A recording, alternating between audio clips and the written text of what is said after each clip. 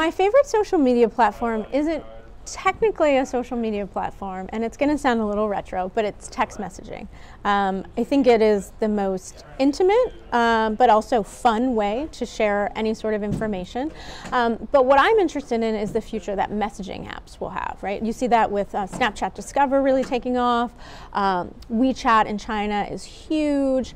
Places like Line and Viber, where Mashable now has a presence, Facebook's investment in WhatsApp, really shows that messaging is going to be the next frontier for not just one-to-one communication, but all sorts of content consumption, e-commerce, banking, etc. So right now I think messaging is my favorite and probably the most exciting for the future. I think the most disruptive platform right now for the Mashable audience is Snapchat.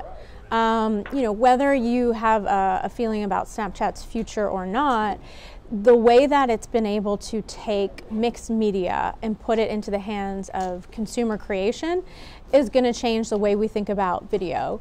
It's going to change the way we think about messaging. And it's created a new way for individuals to make fun and really creative pieces of content in a way that didn't exist before, straight from the phone. And so I think that's the most disruptive and the most interesting for our audience right now. I think one of the most overlooked tactics for content delivery is email. I mean, every year we see the stats that email continues to be one of, if not the most effective marketing vehicle. And think about the way we live our lives. So much of us are tied to our email. And it is the one place where we do choose, in most cases, what we want to subscribe to and what messages we want to see. And people check it so many times throughout the day, and it's on their phone, and the phone is so personal. And so I think there's still huge power in email, even though it is a more traditional digital vehicle. I think the biggest challenge today being a content creator is twofold. One, it's the rate of change. Things are changing so quickly. I mean, it's on a 6-month cycle. Whether there's a new product or an algorithm change at one of the major networks, you've got to adjust your entire content strategy and operation. And with that, there's a challenge for talent.